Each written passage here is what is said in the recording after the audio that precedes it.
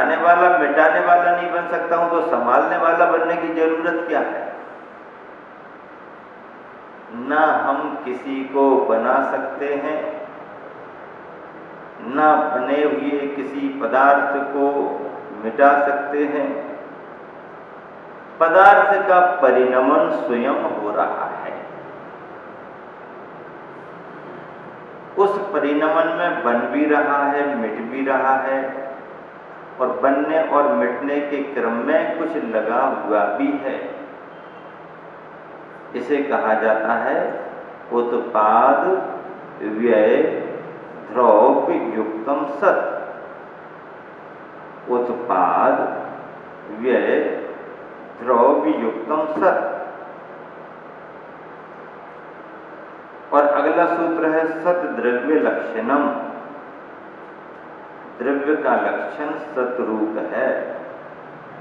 और सत क्या है? उत्पाद व्यय और द्रव्य से सहित सत है। उत्पाद क्या? आना उत्पाद है, जाना व्यय है, और आने और जाने के बीच में जो लगा हुआ है वो द्रव्य है। इस बात को हमारे गुरुवर आचार्य श्री बड़े अच्छे तरीके से व्यक्त करते हैं। दर्शनार्थियों में कोई आते हैं, कोई जाते हैं, कोई वहां रुक जाते हैं,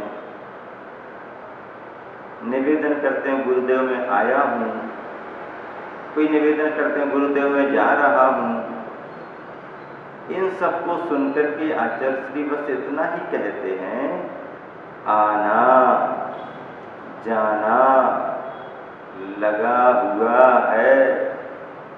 आना यानी उत्पाद, जाना यानी व्यय, लगा हुआ यानी द्रव्य, और है यानी सत।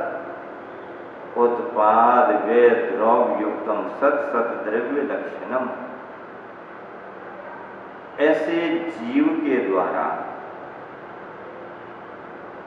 अपने ज्ञान गुण से समस्त प्रमेय यानी जानने योग्य पदार्थों को जाना जाता है। जानने योग्य पदार्थों को प्रमेय कहते हैं, उसे ज्ञेय भी कहते हैं।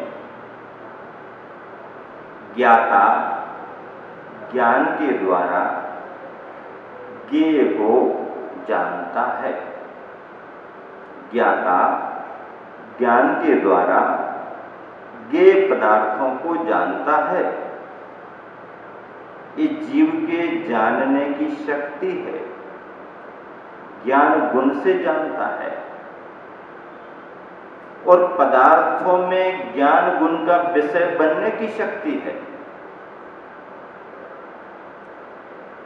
ऐसे ज्ञान ज्ञेय में दृश्य और दृष्टा के संबंध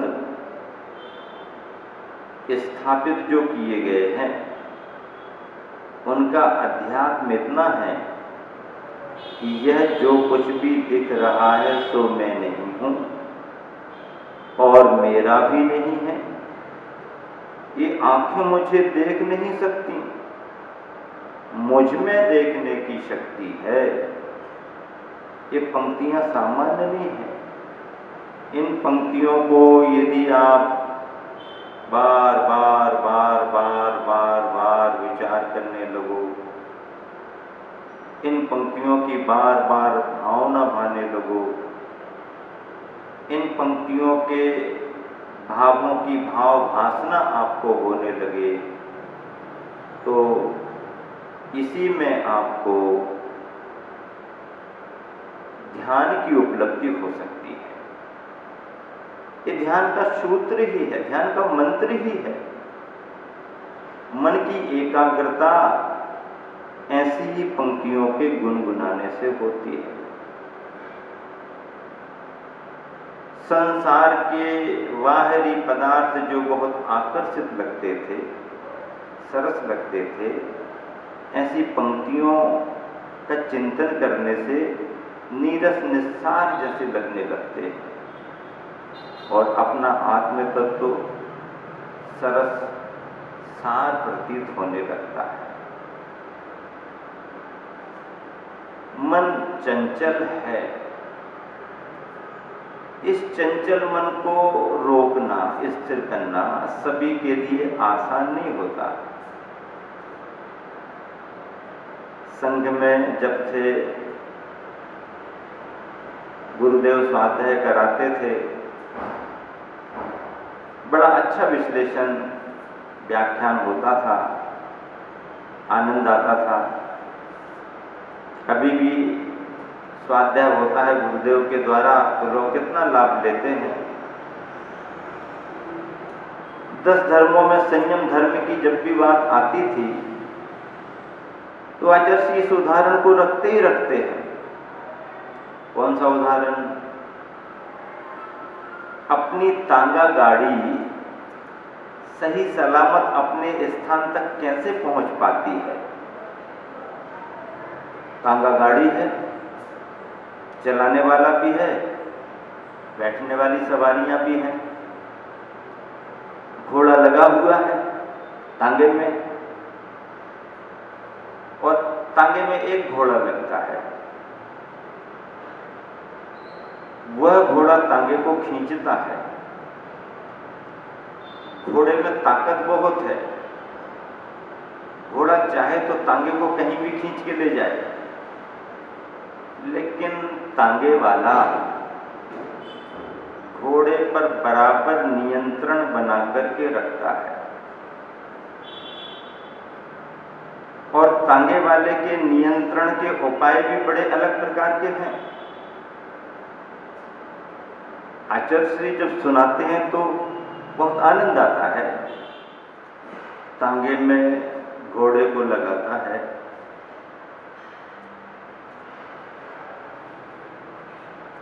तो घोड़े को बहुत संयत होकर के लगाता है। पहले तो दोनों तरफ से 2 लकड़ियां लगी रहती जिनके अंदर घोड़ा रहता है। फिर घोड़े को नियंत्रित रखने के लिए उसकी पीठ को कसा जाता है। आंखों पर उसके लिए लगाया जाता है ताकि यह वहां ना देख सके। मुंह में उसकी लगाम रहती है और उसी के साथ में जब घोड़ा स्पीड पकड़ता है तो घोड़े को बराबर नियंत्रित रखने के लिए तांगा वाला अपनी चाबुक से आवाज भी कराता रहता है। ऐसे बलशाली घोड़े को भी संयमित करते हुए उसका उपयोग कर लिया जाता है।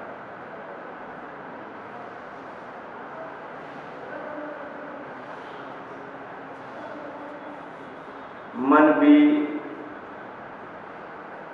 वेगवान अश्व की तरह है। उस मन को संयमित करके उसे सन्मार्ग पर लगाया जा सकता है।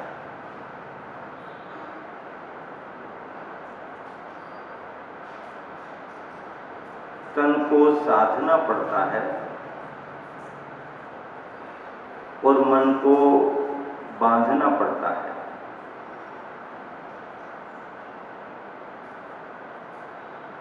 यही संयम और यही साधना है।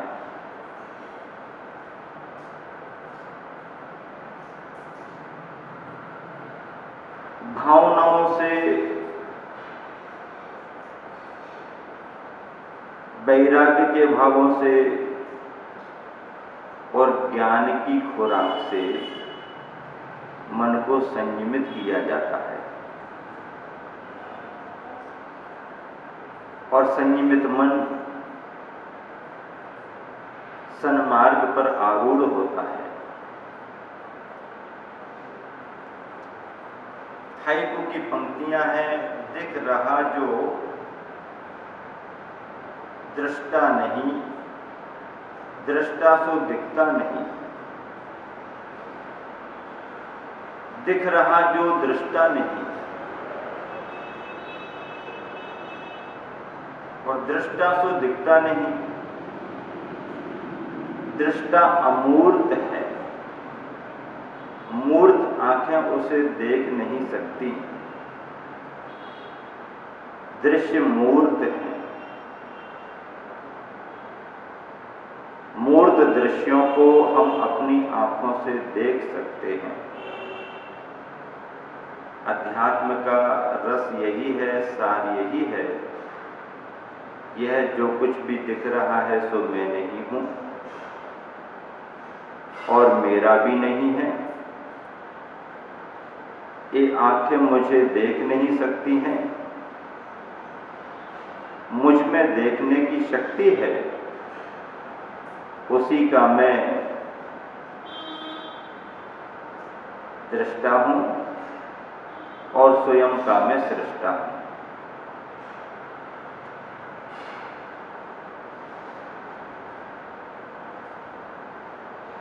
अध्यात्म के जगत में ऐसी ही ज्ञान ज्ञेय की चर्चाएं, ज्ञाता दृष्टा की चर्चाएं निरंतर चलती हैं। ध्यान की बात करना आसान सा लगता है, पर मन को ध्यान में रमाना जमाना आसान नहीं होता,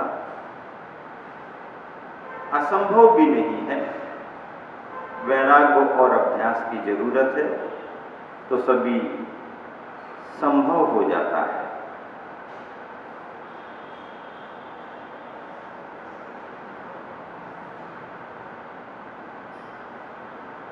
आचार्य पूज्यपाद स्वामी ने भी इष्टोपदेश में कुछ इसी तरह के भाव प्रकट किए हैं,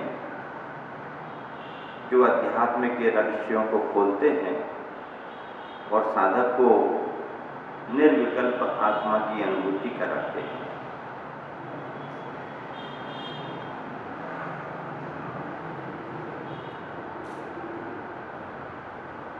हाइकू के इन क्रमों में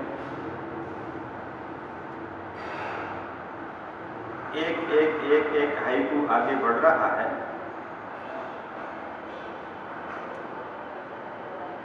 और नया हाइकू है।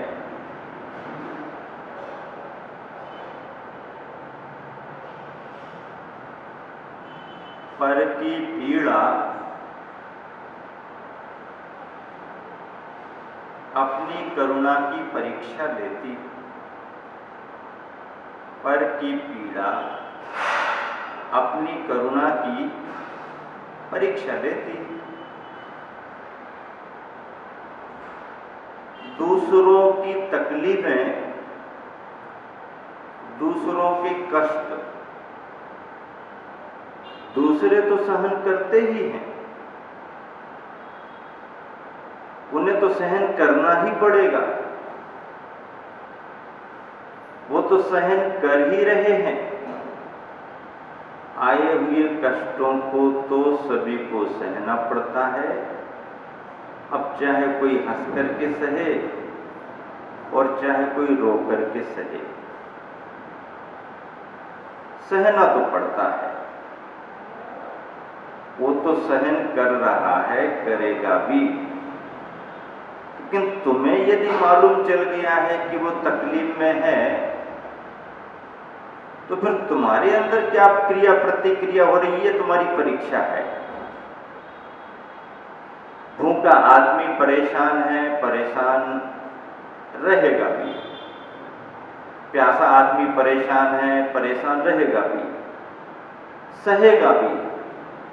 लेकिन तुम्हें यदि ये मालूम हो गया कि सामने वाला भूखा है, प्यासा है, अब तुम्हारी परीक्षा है, उस समय तुम क्या करते हो? यह देख करके भी कि सामने वाला भूखा प्यासा है और आप अपना पेट भरते रहो, तो आपकी करुणा, आपकी दया, उस पर प्रश्न चिन्ह लग जाएगा। बड़ी बड़ी दया की बातें करते हो, बड़ी बड़ी करुणा की बातें करते हो, और सामने भूखा प्यासा आदमी परेशान हो रहा और तुम जरा भी उसका सहयोग नहीं कर रहे, जरा भी उस पर ध्यान नहीं दे रहे, तो तुम्हारी कैसी दया, तुम्हारी कैसी करुणा,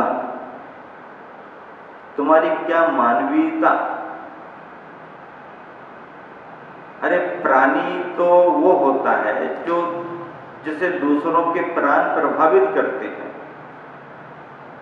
सामने वाला सुखी हो तो सुख का अनुभव करें, सामने वाला दुखी हो तो दुख का अनुभव करें। ये धर्म का मार्ग है। धर्म के मार्ग में करुणा और दया का एक विशेष स्थान है। दया और करुणा के बिना धर्म का मार्ग बन ही नहीं सकता। प्राणी परेशान रहें और तुम निश्चिंतता से सोते रहो, ये तो सोचने जैसी बात है। अपनी तकलीफ में तो दुनिया के आंसू बह जाते हैं, अपनों की भी तकलीफ में दुनिया के आंसू बह जाते हैं, पर अपनी तकलीफ ना हो, अपनों की भी तकलीफ ना हो, और यदि किसी अपरिचित की, पराये की तकलीफ देखने में आ जाए और फिर आंसू बह जाएं, तो समझो कि तुम्हारे अंदर करुणा जाग गई है। अपनी पीड़ा से तो पशु पक्षी भी कराहे उठते हैं, जो दूसरे की पीड़ा में कराहे उठे वो धरती पर देवता माना जाता है। अपनी पीड़ पर नीर बहाना सामान्य बात है, पराई पीर पर नीर बहा दिया जाए तो नीर नहीं, नीतिकार कहते हैं वो नीर मोती माने जाते हैं, क्योंकि दूसरों की पीड़ा पर आंसू बहे हैं।